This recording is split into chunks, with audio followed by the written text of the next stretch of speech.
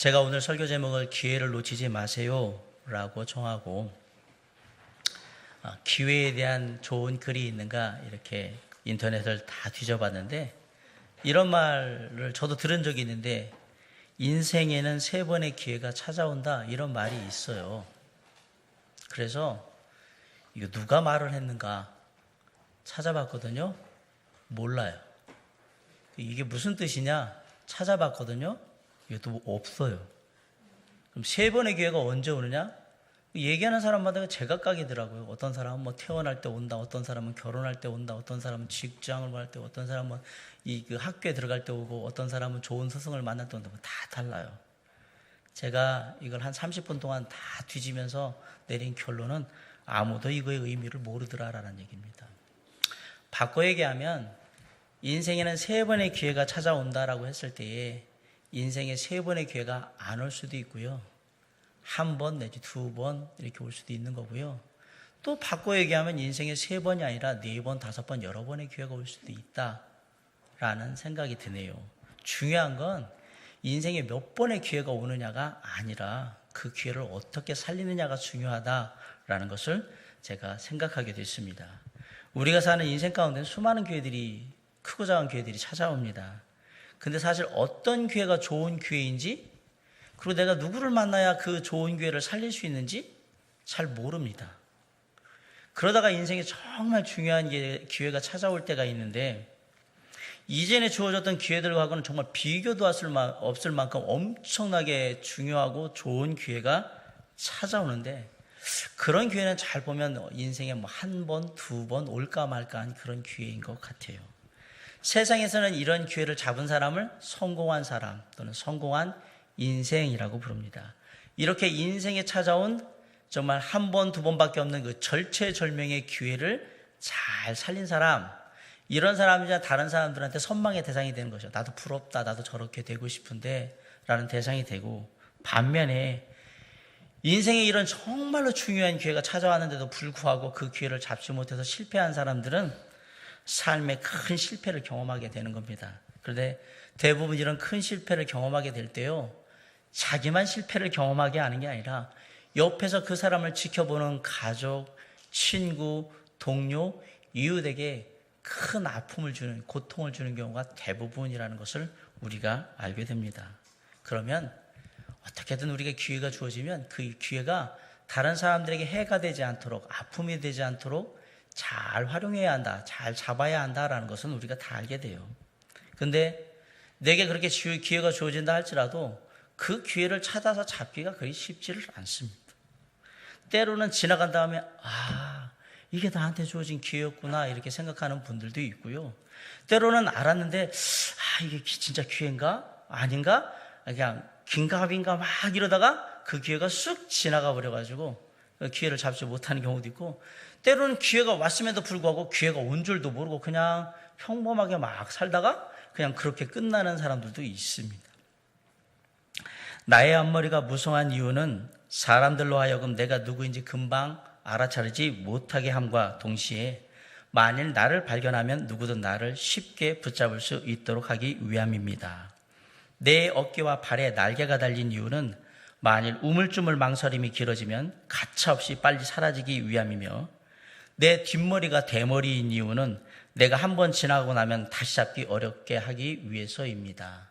나는 기회입니다. 기회의 모습은 이렇단 말이에요.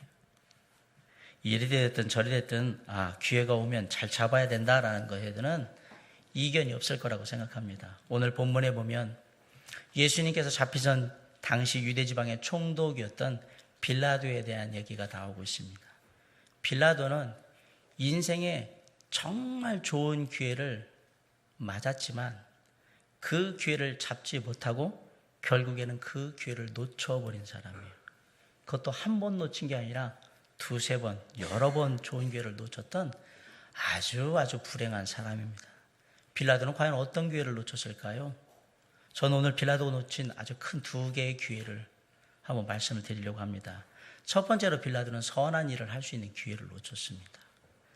예수님을 겟세마네 동산에서 붙잡아가지고 데려간 유대의 지도자들은 먼저 대제사장의 그 집에 데려가서 예수님을 재판하려고 했는데 가만히 생각해 보니까 자기들이 생각하는 만큼 여의치 않아요. 왜? 자기들에게는 죽일 수 있는, 사형을 할 수 있는 권한이 없어요. 그래서 판단이 딱 들게 되니까 빌라도에게 예수님을 데리고 갑니다. 그래서 예수님을 빨리 죽이려고 하는데 예수님을 빨리 죽이려고 하자는 급한 마음이 드니까 이른 새벽에 가가지고 딱딱딱딱 문을 두드려서 빨리빨리 나오시라고, 통통 나오셔서 예수님 재판 좀 하라고 얘기하는데, 워낙에 일반적으로 재판은 낮에 합니다. 이거는 절차에 어긋나는 거죠. 이른 새벽에 무슨 재판을 해요? 사람들을 모아놓고 다 해야 되는데 시간을 그렇게 맞출 수가 없거든요. 그런데 아무튼 자기네들이 사람을 모아올 테니까 일단 빨리 예수님에 대한 재판을 처리해가지고 끝내자라고 얘기를 하는 거예요. 자, 사람들이 정상적인 절차를 무시하고 예수님을 재판정에 세우려고 하고 있습니다. 빌라도가 이 사실을 알까요, 모를까요? 알까요, 모를까요? 다 알고 있습니다. 이건 정상적인 절차에 어긋난다는 거 다 알고 있습니다. 그냥 쉽게 얘기해서 지금 절차가 무시된 행동을 하고 있으니까 다음에 이 절차에 의해서 오기 바라고 지금 그냥 가라고 하고 저 사람도 놔주라. 왜? 지금 죄가 확인되기 전까지는 그렇게 붙들고 있으면 안 되니까 예수님 놔주라고 얘기하면 됩니다. 두 번째로 지금 이것들이 다 불법적이기 때문에 이 부분에 대해서는 난 동의할 수 없고 내가 재판을 할 수 없다 그러고 재판을 거부해버리면 됩니다. 왜냐하면 지금 다 불법이거든요.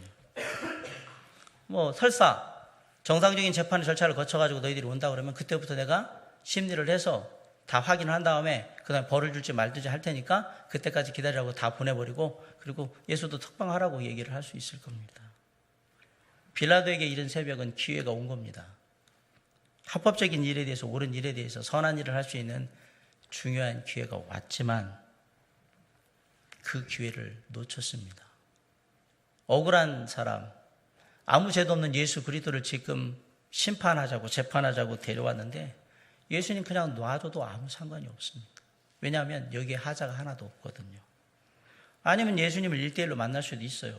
1대1로 만나서 자초지종 물어보고 그 부분에 따라서 처리를 해도 되는 거예요. 빌라도는 일생일대의 아주 중요한 기회를 지금 놓친 겁니다. 선한 일을 할 수 있는. 아마도 빌라도가 그렇게 했다면 성경에 기록이 되어 있겠죠. 빌라도가 이에 적법한 절차를 따라서 정당한 선한 일을 위해서 유대인의 장로들과 대제장들의 그 요구를 받아들이지 않았더라라고 성경에 기록되어 있을지도 몰라요. 근데 그 새벽의 기회를 놓친 빌라도는 결국 시간이 지나서 재판정에 서게 돼요. 그런데 하나님께서 또 은혜를 베푸셔서 빌라도에게 기회를 주세요. 이번에는 가장 가까운 사람인 아내를 통해서 빌라도에게 기회를 주십니다. 빌라도의 아내가 남편 빌라도에게 간밤에 자신이 꾼 예수에 대한 이야기를 해주게 돼요. 마태복음 27장 19절에 보면 총독이 재판석에 앉았을 때 그의 아내가 사람을 보내어 이르되 저 옳은 사람에게 아무 상관도 하지 마옵소서. 오늘 꿈에 내가 그 사람으로 인하여 애를 많이 태웠나이다. 절대로 예수에 관련된 일에는 관계하지 말고 그냥 돌려보내라고, 놔주라고 얘기를 한 거예요. 예수님에게 해를 끼치지 말라고. 빌라도의 인생에 또 다른 기회가 찾아왔어요. 이때 예수님을 그냥 놓아주면 돼요. 오늘 새벽에 있었던 소란, 불법적인 그 소란도 생각하고 사랑하는 아내가 지난밤에 이런 것들을 했으니까 좀 마음에 캥기면 에이 그래 이게 좀 부담스러운데 그냥 보내버리지 마라, 보내버리면 됐어요. 근데 안타깝게도 빌라도는 자신에게 찾아온 그 기회를 또 놓쳐버립니다. 빌라도는 예수님을 직접 만나가지고 예수님에게 죄가 있는지 여부를 알아서 확인했습니다. 그런데 보니까 로마의 법에 비춰볼 때 식민지인 이스라엘 땅의 백성이 자기가 뭐 왕이라고 한들 아무 문제가 안 되는 거예요. 사실 황제라고 하지 않는 이상은 아무 문제가 없어요. 황제라고 하면 자기가 섬기는 로마의 황제와 반역하는 반역의 무리가 되기 때문에 처단을 하면 되지만 뭐 제가 자기 스스로 그냥 왕이라고 하나보다 뭐 어디에 저 장군이라고 하나보다 이렇게 생각하는 거예요. 식민지니까 니네 마음대로 얘기해라. 우리가 통치를 하고 있으니까 아무 상관없어 라고 생각을 하는 거예요. 그래서 죄가 없기 때문에 문제가 안 된다라고 생각을 했어요.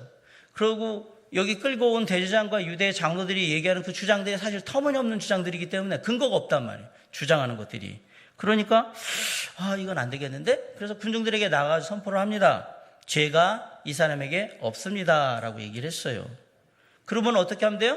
그냥 그러고 돌아와서 그냥 놔주면 돼요. 예수님 풀어주세요 라고 해서 풀어주면 돼요. 그런데 성난 군중들에게 묻습니다. 너희들의 왕이란 자를 놓아주랴 아니면 저 흉악한 강도 바라바를 놓아주랴 라고 물어본 거예요. 물어볼 이유가 없었어요. 그냥 놔주면 되는 거예요. 바라바는 그 당시에 아주 흉악한 죄인, 사람들이 다 아는 아주 흉악한 범죄자였기 때문에 빌라도는 이렇게 생각했던 거예요. 내가 바라바와 예수를 딱 세워놓고 이렇게 물어보면 사람들이 저 흉악무도한 바라바에 대한 마음이 더 안 좋으니까 그럼 예수는 놓아주고 우리 유대 율법대로 6월절의 율법대로 놓아주고 저 바라바를 죽이세요라고 얘기할 거라고 생각하고서 물어봤는데 그때에 대제사장과 유대 장로들이 군중들을 충동질을 합니다. 그러고 나서 충동질을 받은 군중들이 뭐라고 얘기하냐면 예수를 십자가에 못 박으라고 얘기를 하는 겁니다. 굳이 물어보지 않아도 될 것을 질문함으로 말미암아서 빌라도는 아주 중요한 기회를 또 놓친 겁니다. 정말로 옳은 일을 할 수 있는 선한 일을 할 수 있는 기회를 놓쳐버렸다는 사실이에요. 우리가 볼 때 빌라도는 역사의 길을 남을 만한 그런 기회, 옳은 일을 할 수 있는 기회, 선한 일을 할 수 있는 기회를 모두 놓쳐버린 아주 불행한 사람. 야고보서 4장 17절에 보면 그러므로 사람이 선을 행할 줄 알고도 행하지 아니하면 죄니라 라고 했습니다. 누가? 사람이. 이게 바른 일이야 옳은 일이야 라는 걸 알면서도 안 하면 하나님 앞에 죄가 된다라고 분명히 말씀했습니다. 디모데전서 2장 10절에 보면 오직 선행으로 하기를 원하노라. 이것이 하나님을 경외한다는 자들에게 마땅한 것이라. 하나님을 믿는 사람들에게 선한 일을 하는 것은 마땅한 거다라고 성경은 또 얘기를 합니다. 그러니까 예수 믿는 사람들이 선한 일을 하는 건 당연한 거예요. 그러나 사람들도 이게 선한 일이야, 이게 착한 일이야, 이게 좋은 일이야 라고 하면 당연히 해야 돼요. 그러지 않은 것은 하나님께서 죄로 여기신다라고 말씀했어요. 예수 믿는 사람들이 부당한 일을 특별히 하면 안 되죠. 그리고 예수 믿는 사람들이 거짓된 것들을 막 하고 그러면 안 되니까. 나쁜 짓 하면 우리가 세상 사람들하고 다를 게 뭐가 있겠습니까? 요즘 대형 범죄나 스캔들 나는데 교회 다닌다는 사람 한두 사람 안 껴있는 일이 없어요. 다 껴있어요. 일부 교회들은 돈 문제가 나고 목회자들의 이성 문제가 나고 이단 사이비 교회들이 교회를 가장을 해가지고 사회적 물의를 일으킬 때에 사람들은 그들을 다 분별해서 보지 않습니다. 그냥 교회라고, 기독교의 교회라고 생각을 하고요. 그렇기 때문에 교회를 향해 갔던 그 발걸음을 되돌려서 다시는 가지 않게 되는 겁니다. 이런 일들이 반복되면 요즘 같은 시대에는 교회가 새로 생기는 것보다 문 닫는 교회들이 훨씬 더 많아지게 되는 거예요. 사랑하는 성도 여러분, 세상의 사람들도 선한 일을 알면 해야 한다라고 성경이 얘기하듯이요. 예수 믿는 우리는 선한 일, 옳은 일, 하나님이 원하시는 일들은 반드시 세상에서 이루어야 합니다. 그것이 그리스도인으로서 핏된 삶을 사는 증거이기 때문에 그렇습니다. 베드로전서 2장 12절에 보면 너희가 이방인 중에서 행실을 선하게 가져 너희를 악행한다고 비방하는 자들로 하여금 너희 선한 일을 보고 오시는 날에 하나님께 영광을 돌리게 하려 함이라. 그리스도인들의 선행은 믿지 않는 자들에게 예수 그리스도 앞에 나오게 할 수 있는 귀한 증거가 될 수 있다는 사실입니다. 그런데 제가 지금 선한 일에 대해서 막 얘기하니까 우리가 소위 말하는 세상에 말하는 선행, 착한 일이라고 자꾸 생각을 하는데 성경에서 말하는 선한 일은 꼭 그것만 있는 것은 아닙니다. 바꿔 얘기하면 주님을 위해서 하나님 때문에 하는 모든 일들은 다 선한 일입니다. 진짜 선한 일이 뭐냐? 예수 그리스도를 위하여서 예수님 때문에 하는 일은 다 진짜 선한 일이 된 거예요. 이를테면 우리가 하나님 안에서 하는 일들이 있는데 그게 세상에서는 별로 관심 없고 드러나지 않는 일들이 있어요. 예를 들어서 막 구원받은 영혼들이 있는데 그 영혼들을 돌봐요. 구원받은 영혼들을 돌봐요. 그런 일들은 세상 사람들은 관심이 없어요. 저 사람이 구원받았는지 안 받았는지 관심 없고. 그러나 그것이 하나님 안에서는 아주 선한 일이고 아주 귀한 일인 것입니다. 어려움을 처하고 있는 형제 자매가 있습니다. 내가 개인적으로 은밀히 구제원금을 할 수도 있고요. 개인적으로 은밀히 그 사람을 도와줄 수 있는 물건을 사다 주는데 뭐 하든지 하면서 그 사람을 함께하면서 도와줄 수 있습니다. 세상에서는 그것들이 잘 드러나지도 않아요. 그러나 하나님 안에서는 그것이 아주 선한 일이고 꼭 필요한 가치 있는 일이기도 합니다. 한 영혼을 위해서 누군가 열심히 기도하는 일, 그것도 선한 일입니다. 또 한 영혼을 위해서 누군가 복음을 전하는 일, 선한 일입니다. 또 그 영혼하고 함께 말씀을 공부하면서 구원에 대해서 알려주는 성경 공부를 하는 일, 선한 일입니다. 그러나 세상은 이런 거에 관심 없습니다. 그럼 세상에 관심 없다고 해서 그것이 아무 일도 아닌 거냐? 아니에요. 이게 진짜 선한 일이라는 얘기를 드리고 싶은 거예요. 성도들을 위해서 아침 일찍 와서 예배드리고 식사를 준비해요. 어떤 분들은 성도들을 위해서 교회 깨끗한 환경으로 해서 청소를 하고 차원에서 그 일들을 합니다. 이런저런 많은 일들을 감당합니다. 세상 사람들은 그걸 왜 하는지 잘 모르지만 하나님 안에서 그것은 선한 일입니다. 옳은 일이고 가치 있는 일이란 사실입니다. 하나님의 나라에서 칭찬받아 마땅한 일들인 겁니다. 사랑하는 성도 여러분, 우리가 그리스도 안에서 선한 일을 할 수 있는 기회가 왔을 때에는 절대 그 기회를 놓치지 마십시오. 빌라도는 알았어요. 이때 놔주면 됐는데 기회가 왔는데 다 놓쳤어요. 정말 하나님 안에서 선한 일을 할 수 있었는데 그때 그렇게 할 걸 나중에 후회하면 정말 다 듣습니다. 우리 인생에는 제가 말씀드린 아주 큰 기회, 선한 일을 할 수 있는 큰 기회만 있는 것이 아닙니다. 언뜻 보면 작지만 아주 의미 있고 가치 있는 좋은 일들이 많이 있습니다. 그런 것들을 잘 살피셔서 크고 작은 선한 일들을 이룰 수 있는 그런 기회가 올 때에 기꺼이 그 일을 함으로 말미암아서 우리의 삶이 더욱더 좀 풍성해지고 사람들을 향해서 베풀 줄도 알고 나눌 줄도 알고 함께 할 줄 아는 그런 삶이 될 수 있으면 참 좋겠습니다. 빌라도는 참 큰 기회를 가졌었는데 세상에 아주 중요한 선한 일을 할 수 있는 큰 기회를 가졌음에도 불구하고 그걸 스스로 놓친 그러한 사람이었습니다. 우리는 빌라도의 전철을 밟아서는 안 됩니다.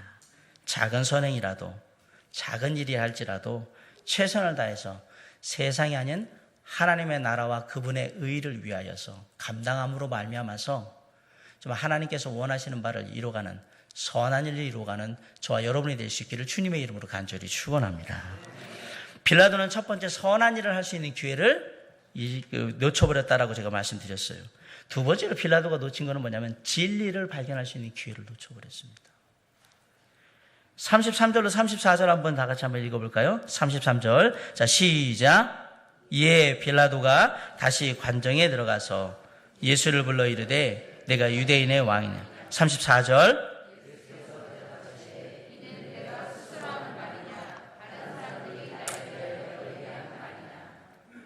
이렇게 총독 빌라도와 예수님 간의 관계에서 대화가 이어지는데 38절까지 대화를 합니다. 빌라도에게 또 기회가 왔습니다. 왜? 예수님과 직접 얘기를 하고 있잖아요. 물론 빌라도는 예수님과 직접 얘기할 수 있는 기회가 왔음에도 불구하고 또 이 기회를 놓쳐버립니다. 빌라도가 예수님하고 얘기를 하는 과정에서 신문을 하게 되는데 신문하는 과정에서 아주 중요한 질문을 하나 던집니다. 33절에 뭐라고 그러냐면 네가 유대인의 왕이냐고 물어봤습니다. 예수님이 뭐라고 대답해요? 내가 유대인의 왕이라고 얘기했어요. 그러나 나의 나라는 이 세상에 있는 나라와 같지 않다라고 얘기를 했어요. 그리고 나서 38절에 보면 빌라도가 예수님에게 마지막 질문을 합니다. 무슨 질문을 합니까? 여러분 잘 보세요. 38절에 진리가 무엇이냐라고 물어봐요. 그리고 나더니 진리가 뭔데? 라고 하더니 그냥 나가더니 이 사람한테는 죄가 없습니다 라고 선포를 해요. 그런데 여기서 빌라도가 물었던 진리가 무엇이냐라는 말은 빌라도가 진리가 뭔지 알고 싶어서 한 질문이 아닙니다. 본문의 37절을 한번 보세요. 빌라도가 이르되 그러면 네가 왕이 아니냐? 예수께서 대답하시되 네 말과 같이 내가 왕이니라. 내가 이를 위하여 태어났으며 이를 위하여 세상에 왔나니 곧 진리에 대하여 증언하려 함이로라. 무릇 진리에 속한 자는 내 음성을 듣느니라. 예수님이 뭐라고 그랬냐면 진리에 속한 자는 내 음성을 듣는다라고 했습니다. 그러자 빌라도가 뭐라면 진리가 뭔데? 라고 물어본 거예요. 그 말은 조금은 비꼬며 조롱하면서 얘기한 거예요. 진리가 뭔데? 네가 뭐 진리에 대해서 알아? 아는데 지금 여기 끌려온 거야? 이런 식인 거예요. 조롱하며 비꼬는 말로 하는 말투였기 때문에 대답을 들을 필요가 있습니까? 없습니까? 없으니까 그냥 나가버린 거예요. 빌라도는 엄청난 기회를 놓쳤어요. 빌라도의 가장 큰 실수는 바로 여기에 있는 거예요. 왜? 빌라도는 예수님의 대답을 기다렸어야 돼요. 내가 진리라는 대답을. 내가 곧 길이요 진리요 생명이라는 그 대답을 기다렸어야 됐어요. 근데 그냥 나가버린 거. 그냥 묻고. 진리의 참 진리이신 예수 그리스도가 앞에 있음에도 불구하고 진리가 뭔지를 몰랐어요. 그분이 진리인데 빌라도는 영원히 후회할 짓을 한 겁니다. 지금도 빌라도는 지옥에서 후회하고 있을 겁니다. 내가 그때 그 대답을 들었어야 됐는데. 대답을 들었어야 됐는데. 후대의 역사는 빌라도가 사마리아 사람들을 학대함으로 말미암아 총독직에 박탈당했고 결국은 그것으로 인하여서 압박을 받다가 목을 매서 자살해서 죽었다라고 얘기를 합니다. 영원히 살 수 있는, 영원히 짐을 벗어날 수 있는, 죄의 짐을 벗어날 수 있는 결코 놓쳐서는 안 되는 정말 절호의 기회를 잡았는데 놓쳐버린 겁니다. 빌라도의 질문처럼 진리가 무엇이냐고 묻는 사람들이 있습니다. 유사이래로 수많은 사람들이 진리가 뭐냐고 물어봤습니다. 지금도 많은 사람들이 묻고 있습니다. 진리가 뭐냐고. 모르니까. 진리가 뭔지 모르니까 자꾸 물어본단 말이에요. 그럼에도 불구하고 이 세상에 그 누구도 진리는 뭐라고 얘기한 적이 한 번도 없습니다. 근데 성경은 딱 얘기를 해요. 아버지의 말씀이 진리고 예수 그리스도가 진리라고 얘기를 해요. 정확하게. 세상엔 답이 없어요. 진리가 뭐냐 그러면 제가 생각하는 진리는 이겁니다라고 막 그러면 다른 사람이 그게 어떻게 진리가 되냐고 막 하면 서로 이제 막 싸워요. 그런데 성경은 정확하게 얘기해요. 하나님의 말씀이 진리이고 예수 그리스도가 진리라고 얘기합니다. 안타깝게도 세상에 많은 사람들은 빌라도의 전철을 되밟습니다. 무슨 얘기냐고요? 진리가 뭔데요 물어보고 듣지도 않고 그냥 가요. 듣지도 않고.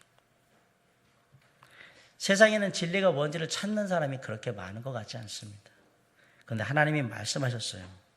예레미야 29장 13절에서 너희가 온 마음으로 나를 구하면 나를 찾을 것이요 나를 만나리라. 이 말을 너희가 온 마음으로 진리를 구하면 진리를 찾을 것이요 진리를 만나리라. 이렇게 바꿔도 똑같아요. 잠언 8장 17절에 나를 사랑하는 자들이 나의 사랑을 입으면 나를 간절히 찾는 자가 나를 만날 것이니라 그럴 때 여기서 진리이신 예수 그리스도를 사랑하는 자들이 예수 그리스도의 사랑을 입으며 예수 그리스도를 간절히 찾는 자가 예수 그리스도를 만날 거라고 하는 말하고 똑같은 말입니다. 요한복음 14장 6절에서 뭐라고 그랬어요? 내가 곧 길이요 진리요 생명이라고 말씀이신 하나님 예수 그리스도께서 말씀하시잖아요.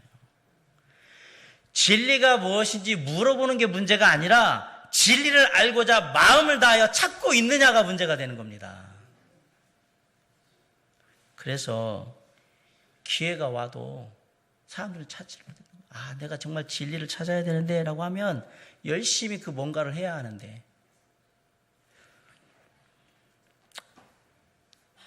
제가 제천을 떠나서 인천으로 사역지를 옮길 때에 부모님의 구원을 위해서 휴가를 내고 2주를 부모님 집에 머물면서 부모님을 교회에 모시고 갔어요.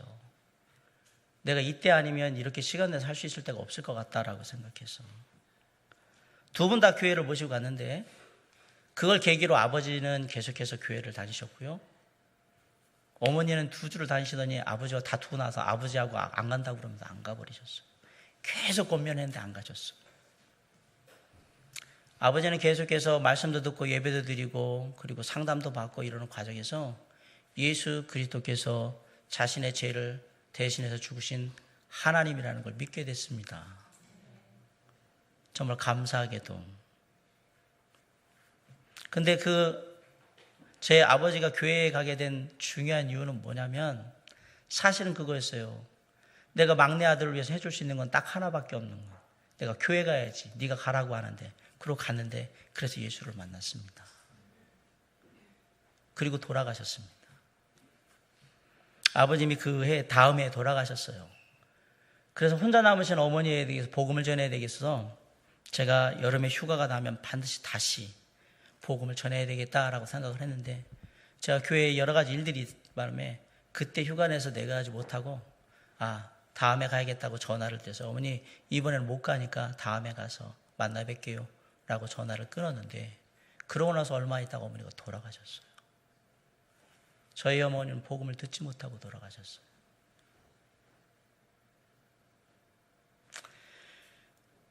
어머니에게 잘못의 반이 있고 제게 잘못의 반이 있는데, 제 잘못이 저는 더 크다고 생각합니다. 어머니는 진리를 찾고자 하는 열심은 전혀 없으셨어요. 교회에 대한 반감 때문에. 저의 잘못은 뭐냐? 제게 복음을 전해야 된다라는 그 마음에 부담이 있을 때 그때 했어야 했습니다. 제가 그 일에 게을렀습니다. 나중에 기회가 있겠지, 조금 이따 가서 하면 되니까 라고 생각하면서 시간을 딱 돌렸는데, 그게 영원한 이별을 맞게 했습니다. 저희 어머니는 구원받지 못하고 돌아가셨습니다. 저는 장례식장에서 울지 않았습니다. 울 자격조차 없다고 생각했어요. 왜? 내가 해야 할 일을 하지 않았기 때문에 저는 울 자격조차 없었어요. 그냥 가만히 있었어요. 할 말도 없고. 사람들은 모르죠, 왜 막내 아들이 저러고 있는지. 그러나 저는 제가 울 자격조차 없었어요.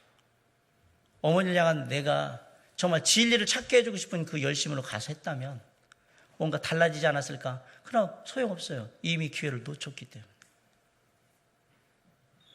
여러분, 정말 참된 진리를 알고 싶으십니까? 그러면 애써 그 진리를 찾으려고 노력하셔야 합니다. 저는 사람들이 감나무에서 입 벌리고 밤나무 밑에서 이렇게 입 벌리고 있는 것들이 아무것도 아닌 줄 알았어요.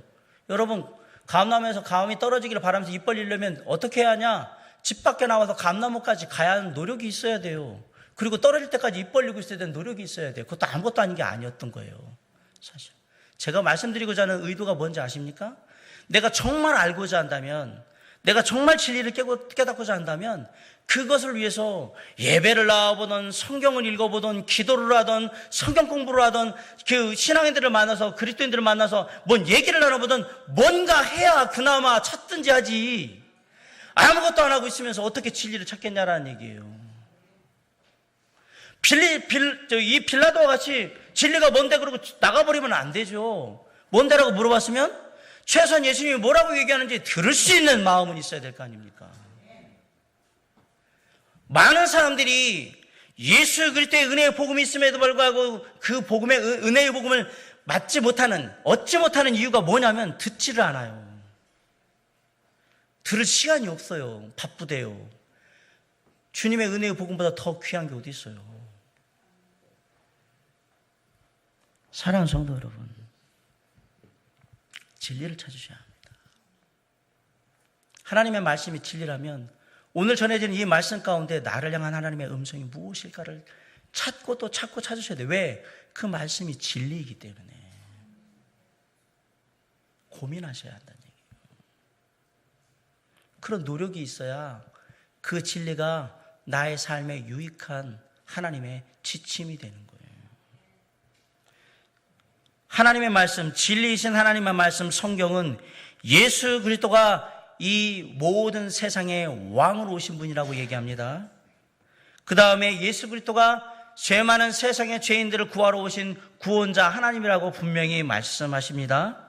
그리고 이 땅에 있는 모든 사람들은 그 누구도 자신의 수고와 노력이 아무리 많다 할지라도 자신의 죄의 짐에서 영원히 벗어날 수 없다라고 분명히 진리의 말씀인 성경이 말씀하고 있습니다. 그런 우리를 위해서 하나님 예수 그리스도가 이 땅에 오셔서 저와 여러분의 죄를 위해 십자가에 돌아가심으로 말미암아서 그 모든 문제를 해결하셨다고 하나님의 말씀, 진리의 말씀이 분명히 기록하고 있습니다. 예수 그리스도가 진리입니다. 그분의 말씀이 진리입니다. 나를 아는 자가 하나님을 아는 것입니다. 나를 믿는 자가 하나님을 믿는 거고, 나를 보는 자가 하나님을 보는 거고, 나를 미워하는 자는 하나님을 미워하는 자고, 나를 찾는 자는 하나님을 볼 거라고 분명히 말씀하셨습니다. 오늘 이 예수를 믿으면 우리가 영원한 생명을 얻고 이 땅의 삶이 다하고 이 땅을 떠나는 그때에 아버지의 품 하나님의 나라에 가게 될 거라고 진리의 말씀 그리고 진리이신 예수 그리스도가 우리에게 분명히 약속하고 계십니다. 이 진리의 말씀을 그대로 받아들이시면 됩니다. 기회를 놓치지 마십시오. 오늘이 저와 여러분의 인생에서 마지막 기회가 될 수도 있습니다. 어떤 분한테는 예수 그리스도를 믿을 수 있는 마지막 기회가 될 수 있고요. 어떤 분한테는 이 땅에서 예수 그리스도의 진리의 말씀을 들을 수 있는 마지막 기회가 될 수도 있습니다. 우리에겐 내일은 보장되어 있지 않습니다.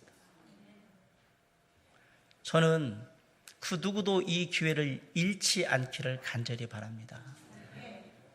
오늘 이 자리에 계신 분들 중에서 아직 진리의 말씀 예수 그리스도, 나를 위해서 이 땅에 오셔서 십자가에서 돌아가신 그 예수 그리스도를 아직까지 발견하지 못하신 분들이 있다면 저는 꼭 부탁드립니다. 빌라도처럼 기회를 놓치는 일이 없기를 간절히 바란다고. 오늘 그 기회를 잡으라고. 그리고 이미 그 기회를 잡아서 하나님의 자녀가 된 분들에게 꼭 말씀드립니다. 세상에 기회가 많은 게 아니라고. 주님 안에서 우리가 옳은 일, 선한 일을 할 수 있는 기회는 그렇게 많은 것이 아닙니다. 주어질 때 주님을 위하여서, 주님의 나라를 위하여서 우리의 삶을 드릴 수 있어야 합니다. 내년에는 더 열심히 하지, 당신에게 내년이라는 것은 보장되어 있는 게 아닙니다. 조금 더 내 삶이 좀 나아지면 열심히 주님 섬기지, 그런 것은 없습니다. 내일이라도 어떻게 해볼까? 내일이 있는지 어떻게 합니까? 우리는 없습니다. 주어진 그 순간순간마다 그 주어진 기회를 잘 살려서 주님 앞에 선한 삶을 통하여서 하나님의 뜻과 의를 이루는 우리의 모습이 될 수 있기를 주님의 이름으로 간절히 축원합니다. 다시 한번 말씀드립니다. 우리에게 기회는 늘 있는 게 아닙니다. 고린도후서 6장 2절에 보라 지금은 은혜 받을 만한 때요 보라 지금이 구원의 날이로다. 어떤 사람에게는 하나님의 은혜를 받는 구원의 날이 오늘이 되길 바라고, 어떤 사람에게는 그 하나님의 은혜가 더욱더 충만해지는 날이 오늘이 되길 간절히 바랍니다. 그래서 우리의 날마다의 삶의 순간순간은 주님 앞에서 소중한 기회인 것이었습니다. 오늘 이 귀한 진리의 말씀을 마음에 잘 새길 수 있길 간절히 바랍니다. 여기에 있는 모든 분들이 빌라도와 같이 가장 중요한 기회를 놓치고 영원히 후회할 인생을 살지 않기를 주님의 이름으로 간절히 축원합니다. 사랑하는 성도 여러분, 오늘 내게 주어진 시간 속에서 삶의 작은 기회조차도 하나님 앞에 우리가 선한 일을 이루며 하나님의 은혜를 이루며 또 하나님이 정말 원하시는 그런 구원의 놀라운 역사를 이루는 그런 좋은 기회를 삼으로 말미암아서 우리의 삶이 정말 기회를 잘 사용함으로 하나님 앞에 아름답고 풍요로운 주님의 은혜를 누리는 삶이 될 수 있도록 주께서 오늘 이 시간 저와 여러분에게 좋은 기회를 허락하시기를 주님의 이름으로 간절히 축원합니다. 기도하겠습니다.